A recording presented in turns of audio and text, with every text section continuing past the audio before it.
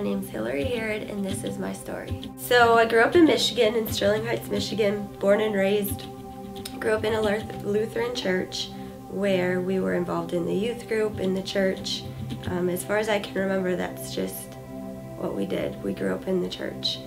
In 9th grade, we were confirmed in the Lutheran religion, and that's when we had like a ceremony, and our pastor looked at us and asked, if you were to die today, do you know without a doubt that you would go to heaven? And that's when I really felt like it hit me for the first time I had to make a decision. Well, I joined the military, and shortly after I was in, I met a guy that was in the Army, and we fell in love, and we were engaged to be married when he died in 2007. And that was like the first real struggle, I think, as an adult on my own I had to face. And I really went through the phases of like, really, God, if you're real, why would you do this? Like, I finally found someone I was going to spend my life with, and one day I talked to him and the next day he was gone. Like, I doubted, and I really went away from my faith for a while, and then came back and realized that I couldn't do it alone, and I was harvesting a lot of anger and resentment, and I was never going to get past this if I didn't rely on God. So I came back, and really throughout my life, that's kind of been my story. I had a relationship with God, and that never went away, but I veered away. I went away thinking I could do it myself, and I didn't really need Him until I was faced with yet another struggle, and then relied on Him again. And I just really kind of went on this up and down battle with myself, really. Shortly after Corey was killed, I got into a bad relationship that became abusive, and again faced a struggle and did it on my own, and then realized once again that I needed God. I couldn't do it myself. For a while after that, I really tried to find myself and focus on myself. I found a good church in Alabama. I really got involved. And then I met my son's father and thought that it was something real, and we got pregnant, and I moved to DC with the military, and shortly after Max was born, his dad and I decided that it wasn't gonna work, and his dad left.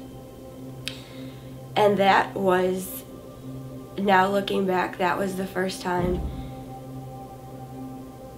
in my life that I had felt so lonely, that I really realized I could not do this. I had a little person looking at me, relying on me to get it together and to pick up life, and I just couldn't do it. So when his dad left and I was faced with picking up and carrying on, I finally surrendered my life to God. It was not me picking up and carrying on, and it was God. I finally just said, okay, I can't do this. I won't do it anymore. I need you to carry us. I need it. I have to. All along I had realized that I was a believer and a child of God, and I was a Christian, and I believed in God, but I always tried to take it back. I always tried to handle it, and I can't. I can't do it. I can't do it without Him carrying us.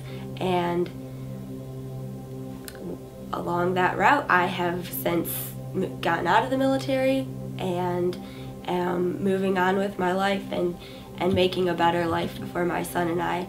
And God gets all the glory for that, because I would have never made that decision without Him, and even thought of doing that without Him. And He's gotten us this far, and it's kind of cool to see what else He's got in store for us. I've never shared my story other than with family, obviously, because of judgment, because people are quick to judge. And I am a single mom, I'm not married, and I have a child, and I'm scared of what people think or would say.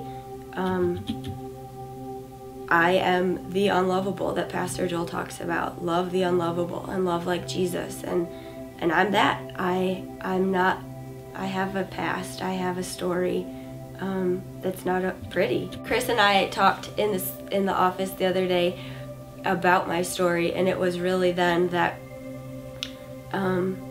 he challenged me to pray about sharing my story, because I think a lot of people are scared and are scared of what people would say or would think, and so they don't share. And so I prayed about it, and this is my story.